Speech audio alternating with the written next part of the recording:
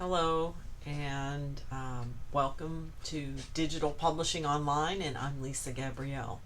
And I just went and reviewed that previous video, and I realized that I'm talking to myself over here and not to you over there. So I'm going to make a point to look at the camera instead of myself.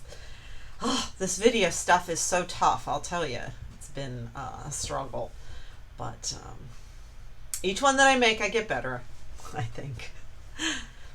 Okay, so I'm back and we're continuing on the review of Project 2, which is your advertising campaign project.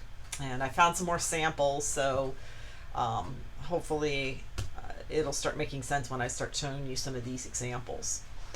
All right, so let's see. We're back here looking at the project handout here.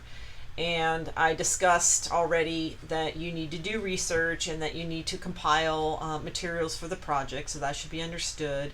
I also mentioned that you need to create a bibliography, and I found a sample of a bibliography in another project. This is an example here, and you can kind of see at the top it says bibliography here, and then each image that's used in your project is listed here, and then below it there's a citation as to where it was located on the internet, or a citation from a book, or wherever that particular resource was located.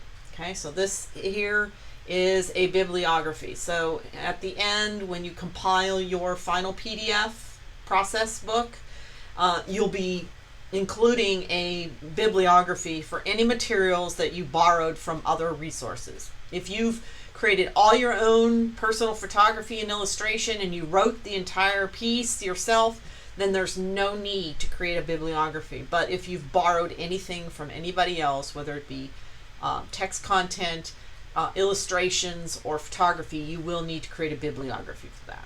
Okay? All right, so hopefully that's understood. Okay, so back to this, and I've got some samples here. Again, what you're creating on this project is a brochure and a postcard piece, and I have an example. Now, I'm not showing you these because this is good design, okay? Actually, this is kind of okay design, but it's an example of a finished product from this project. So this is a brochure here. You open it up, it's a front design. And if you flip it around, it's a back design. Okay, so you'll be doing a front and back folded brochure piece for this project, as well as the second part is a postcard design, which looks like this. And if you flip it around, it has a back as well. So you'll be doing a 4-color front postcard and a black and white back. Okay, that's what this means right here, 4/1. That means 4 colors on the front, 4 ink colors, and 1 ink color on the back, which is black. Okay, so these two components is your advertising campaign. All right, if you choose to do the optional component, which is listed here, you may have one more piece that will accompany this campaign. And I showed you some examples in the handout that I posted on eCampus. Let's see, where is it? I think it's here. Oh no, I think I have it open as a preview here. Yeah, I showed you these examples, and all of these examples here, all of them included a promotional piece. So if you're thinking about doing the promotional piece, these are examples of that. Okay. Now, the other thing you want to keep in mind while you're designing this, since this is something you're doing for a class and you're in an educational situation and you're learning, you will need to put this clause somewhere in your piece saying that the work was designed as a college assignment at Northlake College. So the statement is here on your handout. You will need to include that somewhere in your final piece. Okay? All right, so hopefully that makes sense. Here's your rubric that breaks down the different areas that I'll be looking at. Your design technique will be worth 90 points. The design solution, now your in-design technique, that will be how well you follow the videos. I'll be doing extensive videos on this project because there's a lot of details about how to set up brochure work and specific things that you'll need to do in InDesign. Did you follow all the guidelines for preparing the job in InDesign? And then how well was the job designed in terms of layout and photography choice, headlines, copy? How well did you lay out the copy? And then your final thought process. Now, I've been showing you materials here that are actual physical papers that were put together into a physical process notebook, and that's how my face-to-face students turn this project in. However, you guys will be preparing a PDF. So all the materials that would normally go into like a book like this, you can kind of see this here, will have to be scanned in and placed into a PDF. So you will be making a process PDF that will show your entire process that you went through to come up with the final result for this project. Okay, so in my class, it's not enough to just come up with a result. You have to show me that you went from step 1, step 2, step 3, and so on. You have to show me the entire linear process that it took for you to come up with the final solution. So that's why I have some of these materials to show you, is because I have her thought process notebook here. Okay, all right, just so that's understood. So that's basically going over these two pieces here.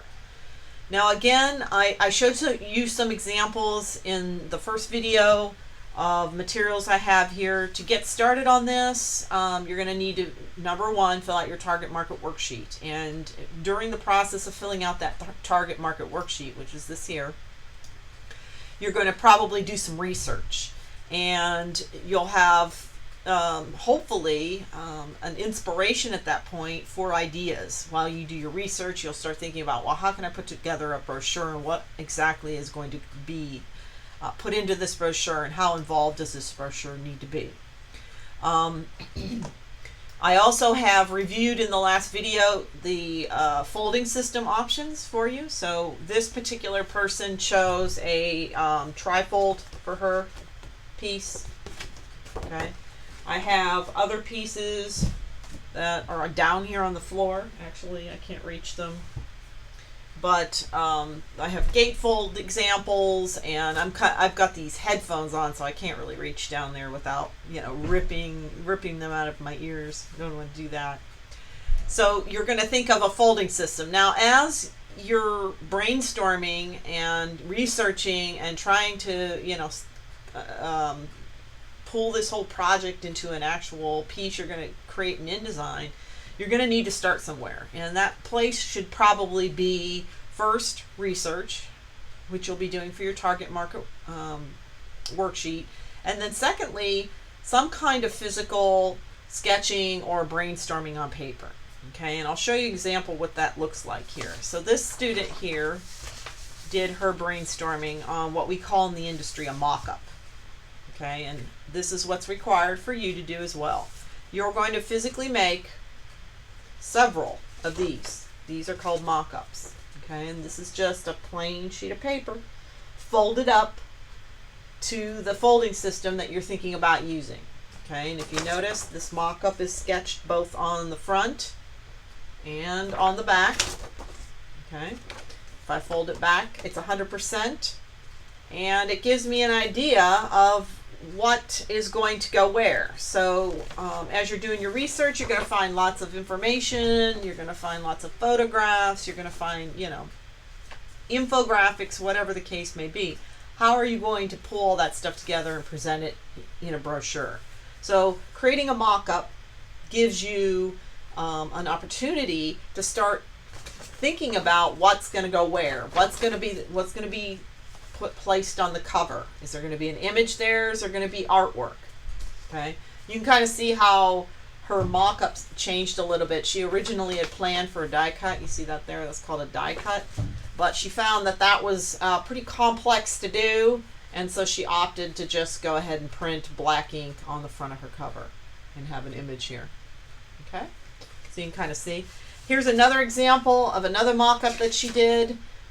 This one a little bit bigger, and this one kind of goes past the actual size of the project. So if I kind of go back a little bit here, you can sort of see this mock-up is pretty big. So you're going to draw on the mock-up, and most effective mock-ups have drawings on them. And the reason for this is because at this point, you're probably going to be working with a client And the client will be wondering, what's in your mind? What are you thinking? How are you thinking about laying this out? What information is going to go into this brochure? And a mock-up like this really gives them a physical sense of understanding of how you're going to sort of start putting this brochure together. Okay, so you'll be making several of these. I would like to see at least 3 of these created by you for the first progress report. Okay, and if you have to photograph them because they're actually physically 3-dimensional like I'm doing here, then so be it. Then you will have to do that for your first progress report and post them into a Microsoft Word document of some kind. Okay, here is a sketch, I don't know if you can see that, of one of the postcard designs. So eventually you'll be doing sketches for the postcard. Right now, to kick off, we're going to start with the brochure. Okay, all right, so that hopefully should make some sense in terms of what is a mock-up. Let's see. The other thing you're going to also need to reference here in the handouts is this one here, this handout here. And I think what I'm going to do is I'm going to end this video because I don't want to make these videos too long. Make sure that I have showed you all the examples here. I guess I have. And I'll come back and I will just review this application dynamic handout that I've given you. So stay tuned.